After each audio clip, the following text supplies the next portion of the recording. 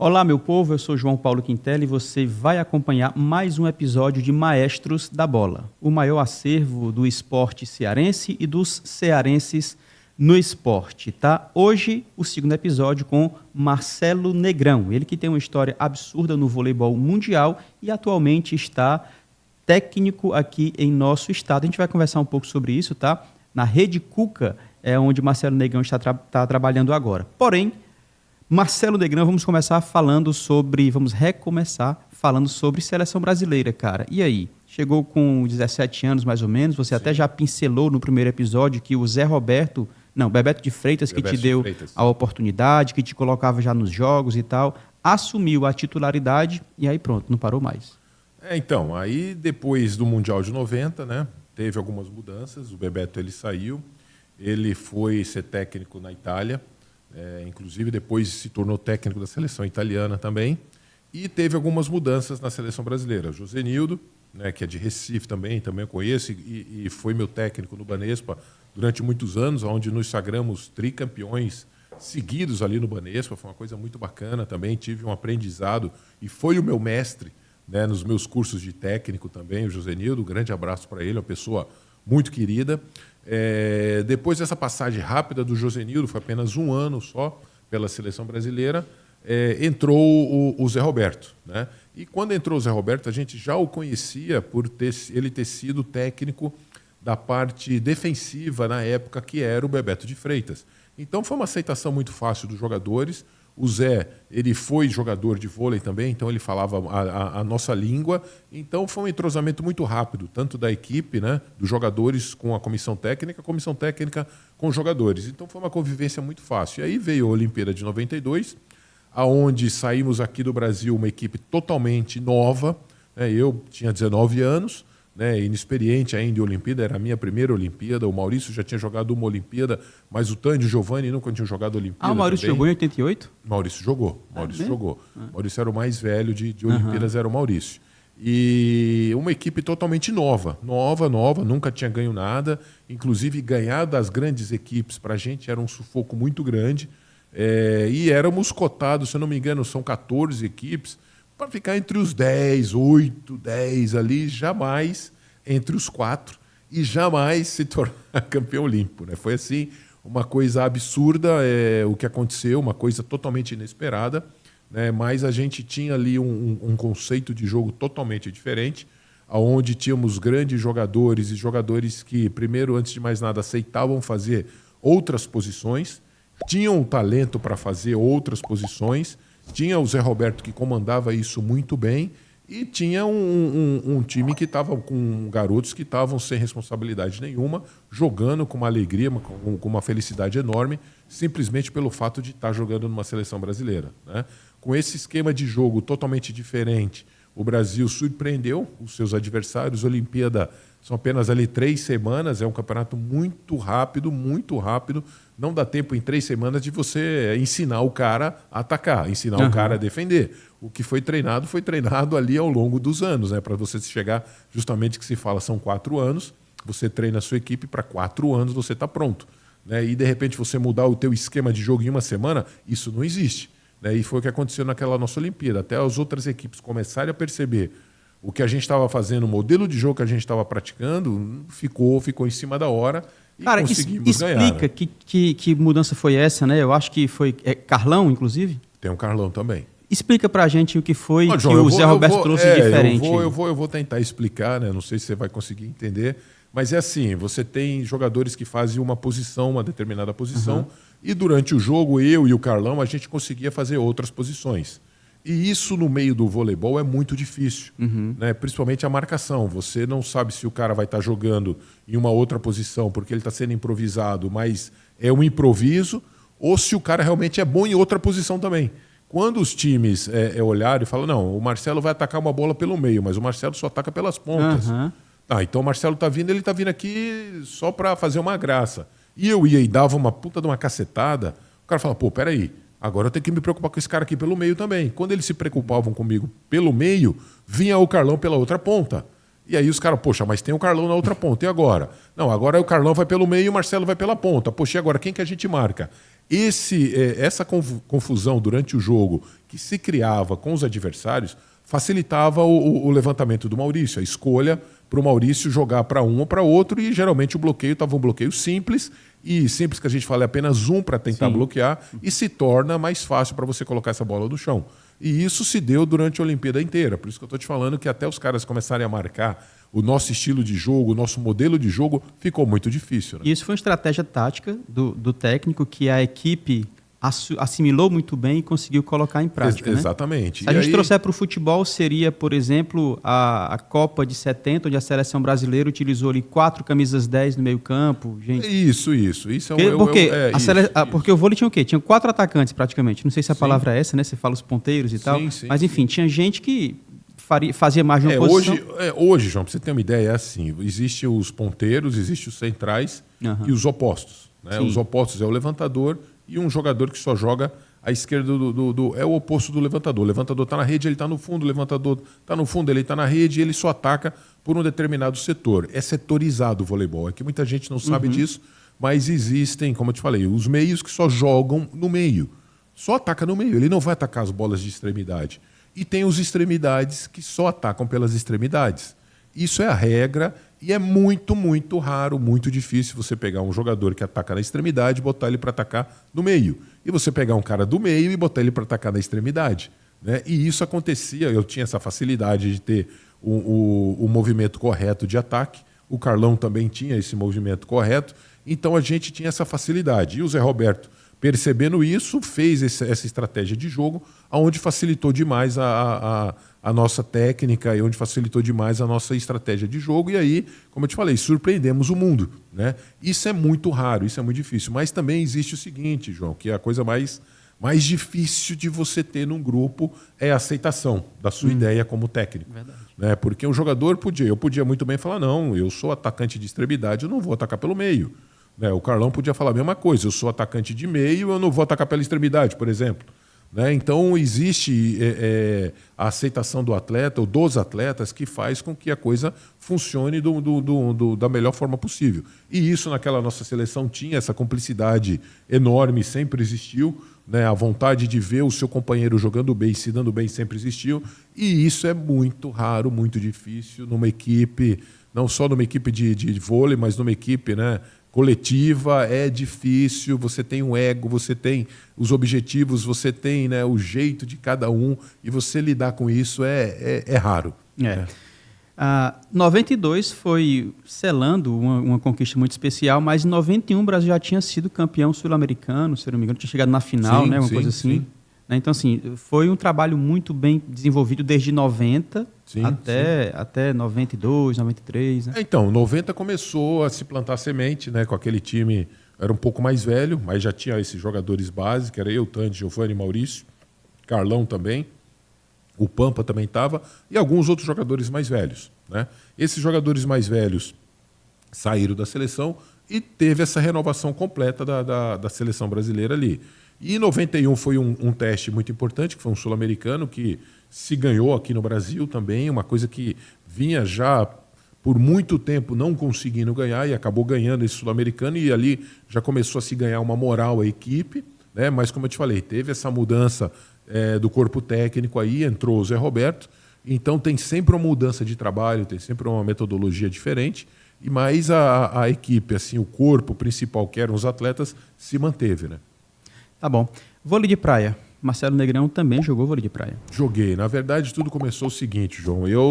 Meu filho, Gabriel, mais velho, nasceu e eu estava jogando na Itália. E na Itália, onde eu estava, numa cidade chamada Ferrara, era muito frio. Muito, muito frio. Praticamente, 10 meses do ano ali, você não vê o sol. É muito gelado, muito gelado. E ele, com uma dificuldade de respirar muito grande, com uma dificuldade de se desenvolver muito grande, e aí eu senti a necessidade de voltar para o Brasil. Aí eu pedi dispensa do time, voltei para o Brasil e tive algumas propostas para jogar, inclusive fora de novo, mas eu falei, poxa, quer saber, cara, eu estou com 33, eu vou experimentar o vôlei de praia. né? Vou tentar o vôlei de praia. Na época, o Brasil estava numa situação muito boa, as coisas estavam fluindo muito bem, eu consegui rapidamente patrocínio, aonde me proporcionou, como, né, mais uma vez a gente fala do patrocínio, me proporcionou com que eu tivesse um tempo de adaptação grande, porque é um esporte totalmente diferente, né, do vôlei de quadra, e eu consegui, durante um tempo, me manter jogando no vôlei de praia com os patrocinadores. Aí eu tive a oportunidade de correr o circuito Banco do Brasil, que inclusive está de volta aqui em Fortaleza, né? Onde é a competição mais forte que a gente tem aqui do vôlei de praia, mas, cara, é muito, muito difícil. E a possibilidade do meu filho de poder vê-lo crescer, poder vê-lo respirar, porque eu estava morando em São Paulo, mas, poxa, o clima de São Paulo em relação à Europa era diferente, né? E algumas vezes eu tinha condição de fazer uma pré-temporada no Nordeste, onde eu trazia a família inteira e eles ficavam no Nordeste. A gente sabe que aqui é sol o tempo inteiro, então meu filho teve uma condição melhor de vida, uma qualidade de vida melhor, né? Então foram duas coisas que me levaram, né, para tentar jogar ainda e estender um pouco mais a carreira, né, por mais alguns anos, né? E a gente sabe que no vôlei de praia não tem tanta lesão, não é tão grave como no vôlei de quadra, que tem um impacto muito grande. Sim. Então eu consegui jogar até 38, mais 5 anos ali ainda, e dei uma qualidade de vida para minha família e pude acompanhar o crescimento do meu filho, onde eu vi e convivi durante muitos anos, e muitos dos filhos dos meus amigos, né, do Giovanni, do Tandy, do Maurício, eles não viram crescer, porque eles foram pais jogando e viajava demais e estava sempre fora, e os filhos crescendo, e você perdendo os aniversários e tal. E eu falei, poxa, eu não queria isso para mim, né? Então, quando o meu filho nasceu, eu falei, poxa, eu queria curtir um pouco mais ele, queria ver ele crescer, e foi realmente o que aconteceu, né? Legal. E foi qual a cidade que você começou com vôlei de praia? Não, eu estava em São Paulo mesmo. Estava em São Paulo e eu passei a morar um tempo em Santos. Sim. Ali no Guarujá também, é uma das cidades, né, praianas ali de São Paulo, o litoral de São Paulo, onde eu comecei a treinar, e de vez em quando, como eu te falei, eu vinha para Recife, ficava muito tempo em Recife, de vez em quando ficava ali em João Pessoa também para poder treinar, enfim, né, me adaptando a essa modalidade aí que é totalmente diferente. Totalmente diferente do vôlei de quadra. Teus parceiros de vôlei de praia? Eram jogadores, não eram muito conhecidos. Tinha um jogador lá em São Paulo chamado Xuxo, né, o apelido dele era Xuxo, da praia Juliano, mesmo. Era da praia. Depois o mais conhecido era o Adriano, que é um jogador bem conceituado no meio do voleibol, mas também já se aposentou faz tempo. Né? Tá bom. Foi técnico ainda? Após se aposentar do voleibol Sim. em si, chegou a ser técnico? Não, assim que eu me aposentei, não. Eu fiquei muitos anos afastados. Eu tive uns convites para estar participando de programas na Bandeirantes. Eu moro lá em São Paulo, muito perto da Bandeirantes, comentarista. Sim. Então me tornei comentarista durante muitos anos na Band, fiquei trabalhando na Band. Palestrante pelo Banco do Brasil. O Banco do Brasil tinha um projeto muito, muito bacana chamado Embaixadores do Esporte, onde a gente fazia palestras e participava de eventos, participava inclusive do vôlei de praia, fazendo jogos de exibição, e pelo Brasil inteiro fazendo jogo de exibição com o Banco do Brasil, mas aí já não mais profissional, né? Mais para diversão e para ter esse entretenimento com as pessoas que sempre torceram para a gente e tal. Então participei durante muitos anos, e eu sou empresário lá em São Paulo. Eu tenho uma rede de academias. Eu posso dizer que é uma rede de academias, são 2 academias, eram 3, mas por conta da pandemia uma acabou fechando, mas são 2 academias, inclusive agora, mês que vem, fazem 20 anos de academia, né, que a gente tem academia, muito bacana. Então eu estava mais voltado para esse lado aí, né? Virar técnico, isso foi mais ou menos, se deu há uns 5, 6 anos atrás, quando o meu filho Gabriel, ele resolveu jogar voleibol, aonde ele fez um teste no clube que não está mais em São Paulo, mas está no Brasil, está em Bauru, se transferiu para Bauru, que era o SESI. O SESI é muito forte no voleibol e tem o mesmo conceito do Banespa, da época, né, que tem as categorias de base e tem o time profissional. E o meu filho se encantou pelo voleibol, o Gabriel, começou a jogar, e eu comecei a levá-lo para o treinamento, comecei a levá-lo normal, né, e ficava na arquibancada, e quando acabava o jogo ou o treino, os meninos vinham e me perguntavam: tio, o que eu preciso melhorar? Tio, o que não sei o quê? Pô, tio, você foi jogador, né?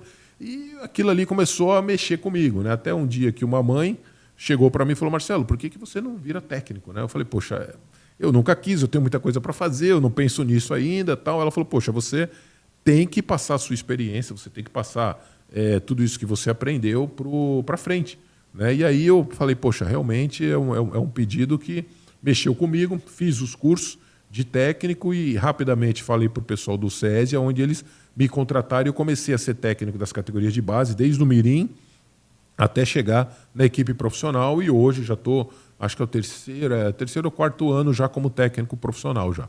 Beleza, chegou até Rede Cuca, então fala um pouco aí desse processo também, da chegada ao Rede Cuca, as competições que disputou e se vai permanecer, se não vai, explica pra gente aí. Bom, o Rede Cuca tudo aconteceu o seguinte, eu sempre acompanhei o voleibol do Nordeste, conheço o Márcio Araújo, né, nosso medalhista olímpico também, e no vôlei de praia a gente está sempre se falando, né? Ainda mais como eu tive essa minha passagem no vôlei de praia, cheguei a jogar contra, mas sem chance, cara, não dava. Os caras eram ele e o Fábio Luiz, pelo amor de Deus, uma grande dupla, né? E aí o que acontece? E eu estava sempre conversando com ele e tal, e ele quando parou de jogar, ele entrou para esse lado político aí, e ele era o presidente do Cuca, na época, né? E ele, com essa ideia, Marcelo, cara, você já foi aqui do Nordeste, começou no Nordeste, né? Um dia que você parar, o que você acha de ser técnico e tal? Eu falei, Márcio, o dia, quem sabe, a gente, né, se conversa e tal. E ele me contou a história um pouco do Cuca, que eles iam participar da Liga C, iam tentar ver a Liga B, e um dia o sonho deles era ir para a principal, né? Para a Liga A. Mas isso, poxa, imagina, há muitos anos atrás, né? E a coisa foi indo, a vida foi passando, eu me tornei técnico e tal, e um belo dia... depois de ser técnico profissional, de já estar no meio, já estar como técnico do SESI, eu fui técnico do Mogi, depois eu estava em casa, um belo dia me liga o Márcio e fala, olha Marcelo, eu não sou mais técnico, mas eu não sou mais o presidente, mas o presidente é muito meu amigo, que é o Caio Bi, que é o nosso atual presidente hoje aqui do Cuca, e a gente está com a expectativa de jogar a Liga B, com a expectativa de subir para a primeira divisão. Se a gente subir na primeira divisão, você topa vir para cá ser o nosso técnico? Eu falei, Márcio, como isso já é uma conversa antiga e eu gosto muito do Nordeste, né, e eu sei que no Nordeste, aquela história que a gente falou no primeiro bloco, né, não tem time adulto ou profissional, porque é muito difícil, vamos tentar quebrar esses tabus. Eu sou daquele cara que gosta de quebrar tabu, né? Vamos quebrar isso e eu topo esse desafio aí sim. Mas, lógico, tem que ir para a primeira divisão, né? E, enfim, né? Ele falou, não, claro, tal, a gente vai correr atrás aqui. E a coisa foi se passando, o Márcio acabou se transferindo para a Colômbia, onde ele está de técnico hoje, né? E o Cuca seguiu a sua vida normal, com o Caio Bi como presidente, e o time ficou em terceiro lugar. Não subiu para a primeira divisão, né? Até aí, tudo bem, eu acompanhando, não me metia, não tinha nada a ver com a história do Cuca. E um belo dia, eu fiquei sabendo que um time que estava em Natal, que era o extinto Taubaté, se transferiu para Natal, não pagou os seus atletas. E tem uma regra muito grande no voleibol, muito séria no voleibol, que é o fair play. Se você não paga o atleta, você automaticamente está suspenso das próximas competições e por alguns anos, enfim, né? E aí o time perdeu a condição da vaga. Como na Liga A e na Liga B são 2 que sobem, 2 que descem, o que aconteceu? Esse time, a competição, como eu falei, o Cuca ficou em terceiro, os 2 times subiram para a primeira divisão, o Cuca ficou em terceiro, mas um terceiro time da Liga A perdeu, que foi o Taubaté, como eu expliquei aqui, perdeu a condição de jogar na Liga A e saiu fora, foi desqualificado. Em seguida, o Cuca teria esse direito de subir automaticamente. Só que isso, no desenrolar das coisas, foi muito demorado até se tomar essa decisão. Aí, é lógico, o time principal que estava na época lá, o time de Natal, ele recorreu e vai a julgamento e vai não sei o que. E isso aí acabou se desenrolando, faltando 30 dias para a competição. E o Cuca falou, não, eu topo entrar. Quando o Cuca topou entrar, o Caio Bi me ligou. Falou, Marcelo, você topa? Não, eu topo, tal, mas, cara, tem um pouco de tempo. Eu falei, vamos embora, vamos tentar, né? E aí eu vim para cá, me transferi para cá rapidamente, né? E aí vamos em busca das contratações, de montar tudo. E aí foi tudo muito, muito rápido, tudo assim, coisa que demora, para você ter ideia, João, demora 1 ano, cara. Olha aí. 1 ano para você montar uma equipe, para você montar a sua estrutura, para você conhecer as pessoas que vão estar trabalhando com você. A liga principal é outro nível, né? A liga principal, a gente está falando de uma Fórmula 1. Né? É muito diferente o ritmo de uma Fórmula 1 de um ritmo de uma Fórmula Kart, enfim, de outras, né, categorias no automobilismo aí. Mas a gente está falando de jogadores que ganham de 100 a 200 mil por mês e uma Liga B, uma Liga C, que jogadores que ganham 2 mil por mês. É uma diferença absurda, absurda. Não dá para se comparar, né? E o Cuca teve que dar esse salto. Só que é muito grande, em 30 dias, cara. Isso não existe, né? Mas, enfim, tivemos essa experiência, né? Lotamos o Paulo Sarrazati aqui várias vezes, o público compareceu, eu comprei a ideia e tenho como meta aqui fazer com que esse time agora suba de novo para a primeira divisão e se mantenha por muitos anos na primeira divisão. O objetivo aqui meu e do Cuca e o presidente, que a gente tem que é um cara sensacional, o Caio Bi, ele comprou essa ideia também de fazer com que Fortaleza se torne um centro de referência ao voleibol no Nordeste. Isso requer muitos anos de trabalho, isso requer ainda muitos patrocinadores, muitas parcerias que a gente vai estar correndo atrás e fechando. Está sendo assim muito bem visto, está sendo muito aceito por essa comunidade dos empresários aqui em Fortaleza. Mas muita coisa tem que melhorar. Sim. Né? E a gente vai chegar nisso daí. Eu acredito que foi um convite que nós tivemos, uma experiência muito boa. Não é que foi ruim, poxa, rebaixou, caiu. Não, não é isso, cara. Imagina que foi uma experiência, né, que nos foi dada de graça ali para que você se prepare para você chegar e saber o que é esse mundo da primeira divisão. Para você ter essa noção do que é você estar disputando contra os melhores do mundo, contra times que são campeões mundiais, no caso do SADA, para você ir lá na casa deles e olhar o que eles fazem, para você ter noção do que você precisa trazer para cá para fazer isso. Se você quer um trabalho bem feito, é desse modelo aqui para mais. Né? É fazer jogos amistosos, é pegar o Cuca e levar lá para fora. Eu, como técnico hoje aqui do Cuca, eu tenho esses contatos todos, porque os caras que jogavam contra em outros países e são meus amigos, hoje são técnicos, então a gente tem como fazer esse intercâmbio. Então, assim, o projeto do Cuca não foi só aquela primeira liga e agora rebaixou. Não, muito pelo contrário, cara. A gente está cada vez mais fortalecido, a gente está cada vez melhor. O time, a consciência, os jogadores que estão chegando aqui, os jogadores que vão entrar para essa próxima temporada são jogadores mais experientes, e a ideia de todos é fazer realmente com que a Rede Cuca e com o voleibol de Fortaleza se torne forte e consolidado. Cara, esse é o meu objetivo aqui, de fazer com que a gente consiga fazer a modalidade de voleibol se tornar uma referência aqui no estado. Massa. E aí tira lições preciosas, né? Vai chegar na casa já conhecendo o ambiente, o universo. Agora outra história de verdade. Outra história. Meu amigo, vamos entrar para o quadro Bate Pronto, mas se por acaso você quiser falar algo que eu não te perguntei, passou batido, não sei, se quiser levantar algum ponto específico, pode ficar à vontade. João, vamos embora. Manda a bala aí. Então vamos lá. Bate Pronto agora com Marcelo Negrão. Roda a vinheta. Chegou a hora, eu faço uma pergunta, ele responde com o que vem no coração, tá bom? Marcelo Negrão, bate pronto. Cara, vamos lá. Qual o teu ídolo no esporte? Eu tinha meu ídolo no começo de carreira, o Montanaro. Era um cara que eu me espelhava, era um cara que me ensinou muito, principalmente a parte de treinamento, a parte de levar a sério, a parte de ser um cara correto dentro e fora de quadra. Ele jogou 88, não jogou? Jogou alguns anos. Ainda tive o prazer de, como eu falei, ter sido campeão 3 vezes seguidos, né, brasileiro, jogando com o Montanaro. É um cara que eu respeito muito, admiro muito. Legal. Um técnico que fez diferença na tua carreira? O Bebeto de Freitas. Bebeto de Freitas. Um momento que você gostaria de reviver? Acho que aquele último ponto da Olimpíada. Acho que, cara, eu teria subido na cadeira do árbitro, eu acho que eu teria feito outras loucuras ali a mais, cara.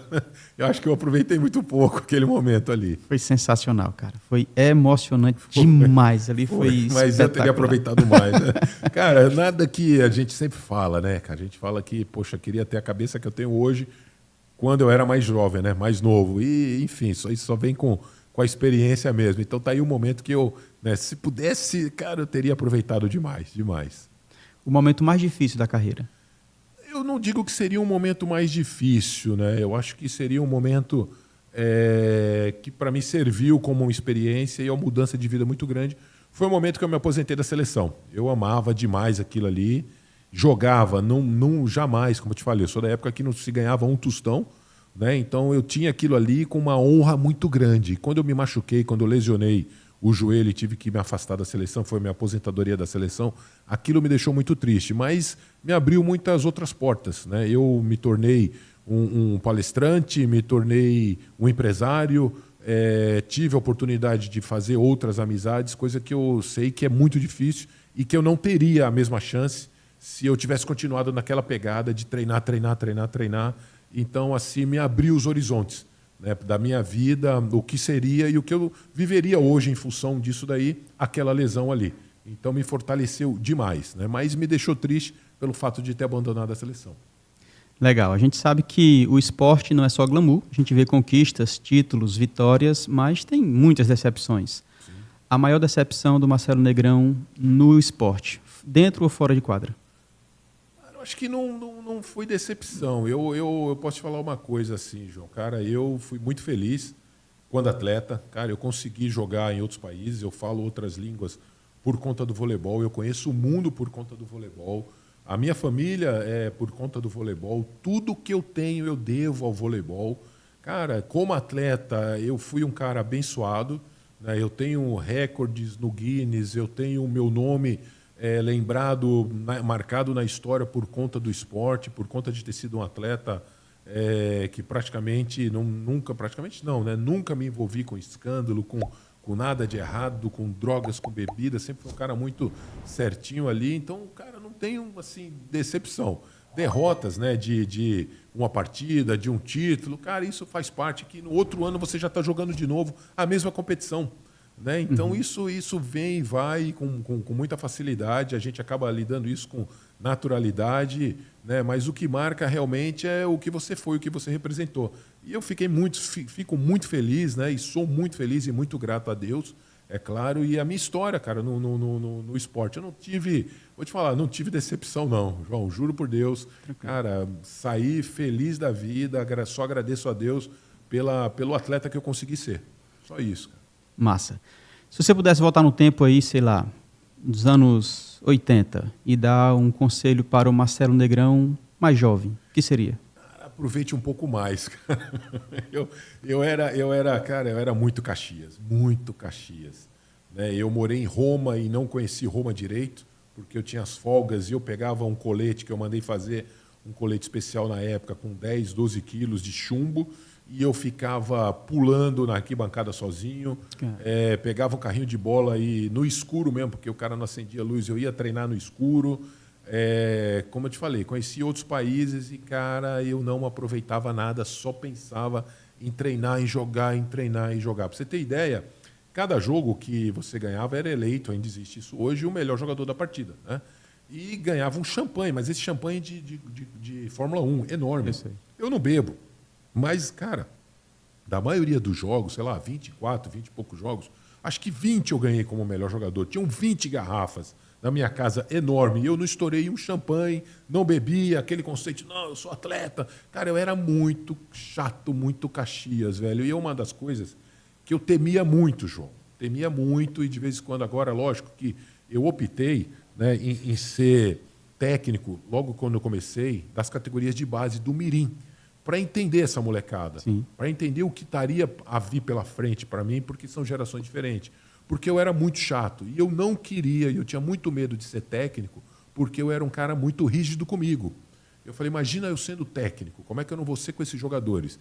E a gente sabe, cara, que o mundo hoje é outro, hoje você tem um telefone, hoje você tem as redes sociais, você tem um mundo totalmente ligado e se comunicando, que na nossa época isso não existiria jamais.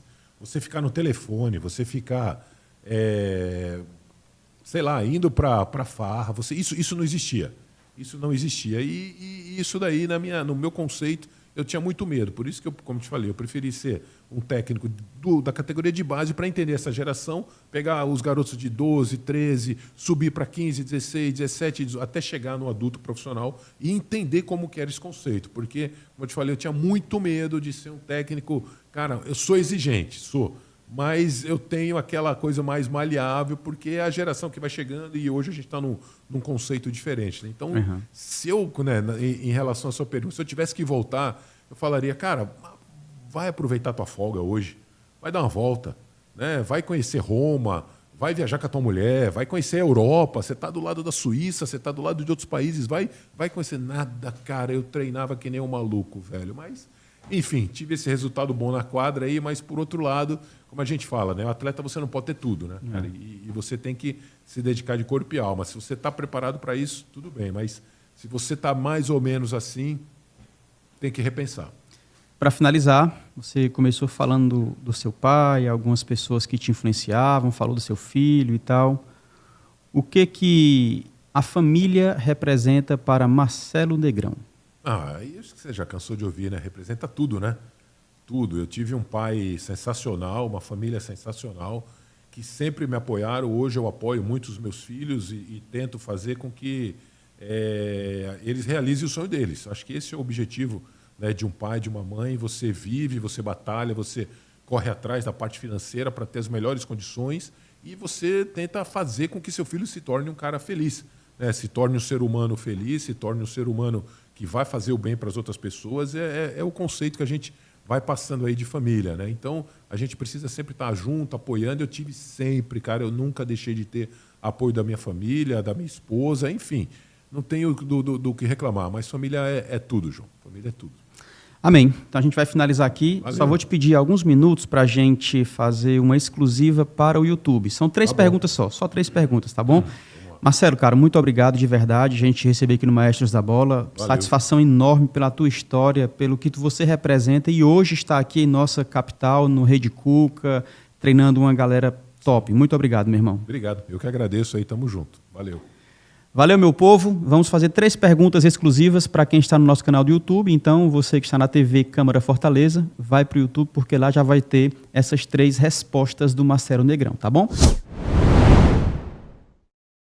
Maestros da Bola de cara nova, como você já pôde acompanhar, e um quadro especial exclusivo para você que está no nosso canal do YouTube, tá? Vamos falar sobre resenha, recordes, enfim. Marcelo Negrão com a gente aqui, dando sequência. Já te convidei para você estar com a gente no YouTube.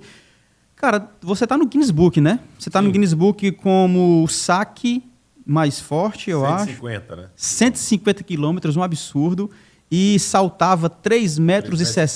Também está no Guinness Book em relação a essas marcas. Fala pra gente como é que é isso, cara. Isso aí se deu assim, com naturalidade, né? Acho que é uma força que eu sempre tive. 150 quilômetros, 150 era uma pancada forte. Muita coisa. E assim, João, eu sou das antigas, eu vou fazer 51, né? Você acho que não era nem nascido, cara. E eu sou da época do videocassete, né? Então, aquelas fitas VHS e tal. E os jogos, cara, eles eram passados na televisão e a gente gravava. Uhum. Quando você gravava, você se via jogando. Mas a qualidade era horrível, horrível. Então eu não tinha noção. Quando aconteceu a Olimpíada de 92, quando aconteceu de 92, ficou gravada e sempre passa o reprise daquela Olimpíada, geralmente na Sport TV e tal, hoje em dia, né? E aí eu, parei para assistir. Quando eu parei para assistir, eu lembro do último jogo lá, e eu comecei a me ver jogando, cara. E aí você tem a noção, porque ali eles usam o recurso, a imagem é diferente, você vê a velocidade que a bola vai. Sim. Então, cara, eu vim ter noção do que era a porrada realmente há pouco tempo atrás, cara. Eu não tinha essa noção. Muita gente falava e eu não entendia o que era isso. Para mim era uma coisa totalmente normal. Para você ter ideia, teve um dia num treino que se colocou cadeiras de plástico nas determinadas zonas de saque, e o técnico pediu para sacar perto da cadeira, tal. Então a bola batia, a cadeira caía, mas se colocava ali para você ter uma referência, porque a cadeira é mais ou menos a dimensão de um quadril, sim, de um jogador, então você tem a referência como se fosse mais ou menos a direção certinha de onde você tem que sacar na quadra. E eu fui e dei um saque viagem. E o saque pegou no meio da cadeira, mas estraçalhou a cadeira, velho. Caramba. Explodiu a cadeira. Explodiu pedaço de cadeira para tudo quanto é lado. Os caras olharam para mim, eu falei, cara, eu juro por Deus, eu não botei metade da minha força aqui. Os caras, não é possível, cara. Então eu não tinha noção. Eu escutava muito e via, né, todo mundo falar da porrada, mas, cara, eu não tinha noção. Quando veio esse recorde, que eu também não sei quem foi que mediu, mas eu sei que tem, né, o pessoal que fica ali medindo o saque. E alguém, lógico, mediu e colocou no Guinness, né? Guinness Book, cara, brincadeira, né? E a né? impulsão, cara, eu sempre tive uma impulsão muito... 3,60, irmão, eu sempre saltei demais, né? É uma coisa natural também. mas eu sempre treinei demais, muita musculação, muita subida na arquibancada. Hoje, se um preparador físico me escutar falando isso, vai querer me matar, mas era o que a gente fazia na época, subir, descer a arquibancada, trabalho de perna, né? Para ter, e não era, João, para saltar 3,60, era para aguentar 5 horas de jogo saltando 3,60. Esse era o meu objetivo. E era uma coisa que realmente acontecia, porque quando chegava num determinado momento do jogo, os atletas estavam caindo de rendimento e eu ainda estava mantendo, e aí eu conseguia passar mais alto ainda por cima do bloqueio dos caras, me tornando um jogador decisivo nas horas finais, né? Tá. Diante de tantos títulos individuais e coletivos, né, conquistas coletivas, tem algum que represente mais, por algum motivo, alguma situação, algum contexto específico? Qual que mais te representa? Existe o campeão italiano, né? O campeão italiano é um respeito que você ganha na comunidade dos atletas do mundo inteiro, porque todo mundo, pelo menos na comunidade do voleibol, quer jogar na Itália, porque sabe que ali estão os melhores jogadores do mundo, todos reunidos num único time, e eu consegui ser campeão italiano, consegui, não sei se está no Guinness também, tá? Mas pelo menos está na Federação Internacional 74 pontos em uma única partida. Caramba! Isso significa, você imagina hoje com a regra atual, né? São 75 pontos, você faz 3 sets. Você imagina que eu joguei 3 sets sozinho, só eu fiz 74 pontos. Tem uma plaquinha lá em casa em relação a esse recorde aí também. Então, assim, você jogar na Itália, você fazer um recorde, você ser campeão italiano, cara, esse título o título mais expressivo que eu tenho, além, lógico, de ter sido campeão olímpico, mas esse, assim, como você falou, uma coisa pessoal, o campeão italiano. Legal. Se você pudesse jogar do lado de qualquer jogador na história, aqueles que já passaram, aqueles que jogaram com você e esteve ali, ou que jogam hoje, atualmente, enfim, escolha qualquer jogador da história, quem seria? Olha, só tem um que eu joguei contra, 2 vezes eu joguei contra, que eu gostaria de ter jogado do lado, que é o Kiraly, que hoje é o técnico da seleção feminina de vôlei, de quadra. Um americano, ele foi eleito por algumas vezes melhor jogador de vôlei do mundo, ganhou 2 medalhas de ouro na quadra e ganhou uma medalha de ouro na praia. Então esse cara é um fenômeno, eu gostaria muito de ter tido o prazer de jogar com ele, de vê-lo, de vê-lo treinar, de vê-lo como ele se porta dentro de quadra, quais são os conceitos, quais são, né, o método que ele usa para se concentrar. Então seria uma oportunidade única que eu gostaria muito, se fosse possível, né, jogar com esse cara aí, mas infelizmente eu só sei de histórias e ter jogado contra, né? Por falta de uma bola de vôlei, outra bola de vôlei, né? Eu queria que você assinasse essa aqui. Vamos lá. Autografasse aí. Achar um lugarzinho aqui em branco. Acho que vai dar aqui, ó.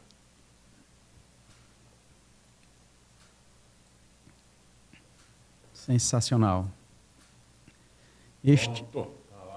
Este é Marcelo Negrão, no Maestros da Bola, e agora essa participação exclusiva no YouTube. Marcelo, cara, mais uma vez, muito obrigado. Deus te abençoe. Obrigado, João. Tamo junto aí. Abençoe seus projetos aí, sua família, tá, campeão? Valeu. Obrigado.